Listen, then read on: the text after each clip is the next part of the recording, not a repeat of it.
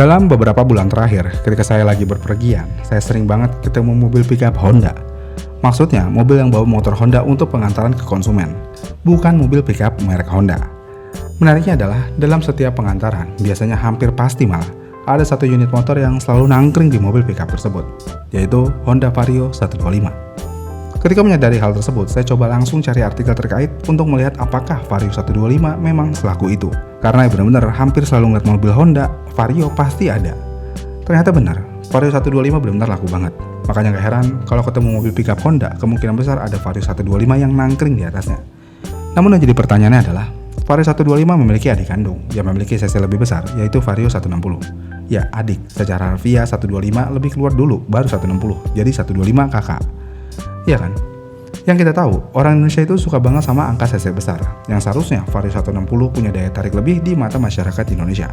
Belum lagi perihal harga. Jika dilihat-lihat, sebenarnya perbedaan harga antara Vario 125 dengan Vario 160 nggak berbeda jauh. Yang sekali lagi, seharusnya Vario 160 bisa lebih laku daripada Vario 125 jika perbedaan harganya nggak signifikan. Namun kenapa Vario 160 tidak memiliki penjualan sebagus Vario 125? Kita buka dulu data penjualannya. Pada tahun 2023, Honda Vario 125 terjual sebanyak 650.000 unit lebih, sedangkan Honda Vario 160 hanya di angka 450.000 unit lebih. Kemudian pada tahun 2024, Honda Vario 125 memiliki penjualan sebanyak 685.000 unit lebih, sedangkan Vario 160 hanya di 510.000 unit aja. Dan di tahun 2025, penjualan Honda Vario 125 ada di angka 692.000 unit, sedangkan Vario 160 ada di angka 547.000 unit. Emang sih perbedaannya nggak signifikan banget, tapi tetap aja ada perbedaan yang cukup terlihat di sini. Namun kenapa hal ini bisa terjadi? Apakah memang karena harganya? Walaupun bedanya tipis, yaitu sekitar 3-4 juta aja, dan kalau kalian beli kredit sebenarnya nggak pengaruh-ngaruh banget untuk cicilan bulanan kalian, tapi tetap aja perbedaan harga walaupun sedikit terkadang jadi pengaruh. Namun bukan itu faktor utamanya yaitu kualitas. Vario 160 walaupun lebih mahal, belum tentu memiliki kualitas yang lebih bagus. Emang iya? Jawabannya iya. Dan salah satu kualitas yang tidak lebih bagus dari Vario 125 adalah rangkanya. Vario 160 menggunakan rangka e-SAF, yang berarti kalau kita mau ngomongin kualitas, rangka e-SAF secara kualitas kalah jauh dengan rangka tubular dari Vario 125. Dan dalam proses pembuatannya pun, e-SAF cenderung lebih murah dalam segala aspek dari rangka konvensional yang digunakan Vario 125. Dengan adanya hal ini, baru kali ini konsep lebih mahal belum tentu lebih baik terbukti secara nyata. Iya kan?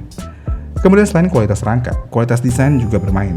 Vario 160 yang memiliki harga lebih mahal seharusnya memiliki desain yang lebih menarik dan lebih bagus daripada motor yang lebih murah. Tapi sayangnya, desain Vario 160 tidak disukai oleh kebanyakan orang. Ada yang bilang jelek, ada yang bilang jelek banget.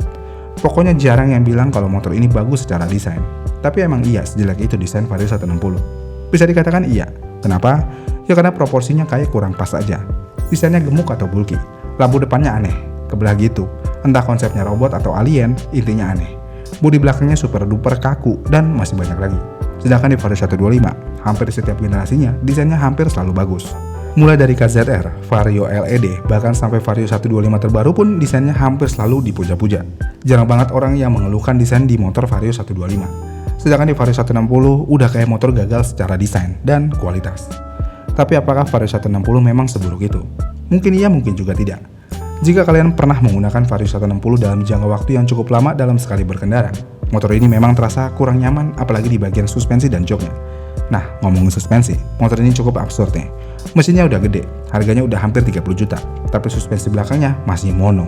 Sedangkan pesaingnya yaitu Lexus 155 udah menggunakan dual shock. Ini kan agak gimana gitu ya. Kalau kalian nggak mementingkan desain, Lexus 155 tentu aja lebih baik dalam hal kenyamanan jika dibandingkan dengan Vario 160. Belum lagi masalah lainnya, misalnya kayak lampu yang kurang terang, joknya yang susah tertutup, mesinnya yang agak cepat panas karena kompresinya tinggi, dan yang pasti spakbornya miring. Kalau spakbor miring mah nggak di Vario 160 aja, karena hampir setiap motor Honda ya spakbornya emang miring.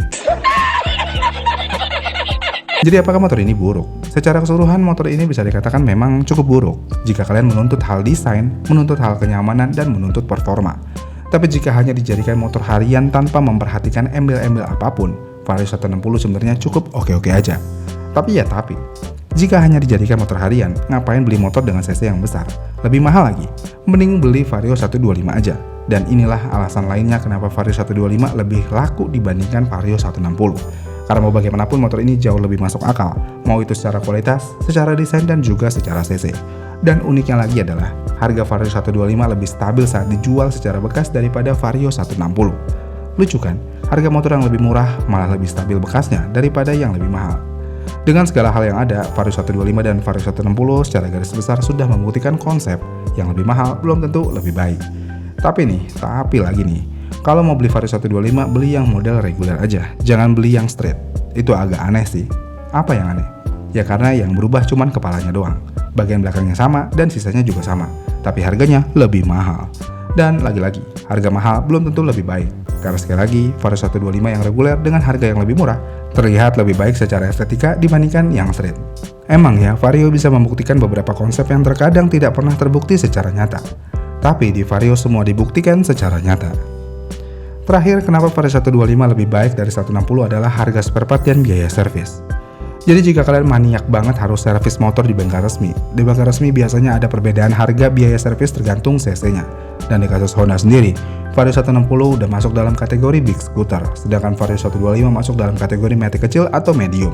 Yang berarti akan ada perbedaan biaya servis mulai dari 10 sampai 50 ribu rupiah tergantung servis yang dilakukan. Belum lagi spare part. Spare part Vario 125 tentu aja lebih murah daripada Vario 160, dan ini adalah hal yang paling krusial. Apalagi kalau kita ngomongin part yang harganya cukup mahal, misalnya kayak oil pump atau full pump. Biasanya di motor yang cc-nya lebih kecil harganya akan lebih murah. Jadi ya, jika dilihat secara keseluruhan, Vario 125 lebih value for money daripada Vario 160. Mulai dari kualitas, desain, harga motor, dan harga spare part. Vario 125 lebih unggul daripada Vario 160. Makanya nggak heran, orang rasional kemungkinan besar akan memilih Vario 125 daripada Vario 160. Karena sekali lagi, Vario 125 adalah motor paling value for money yang dikeluarkan dari Honda. Iya kan? Gimana menurut kalian? Mending mana? Beli Vario 125 atau 160? Komen di kolom komentar di bawah ya, dan sampai jumpa di video selanjutnya.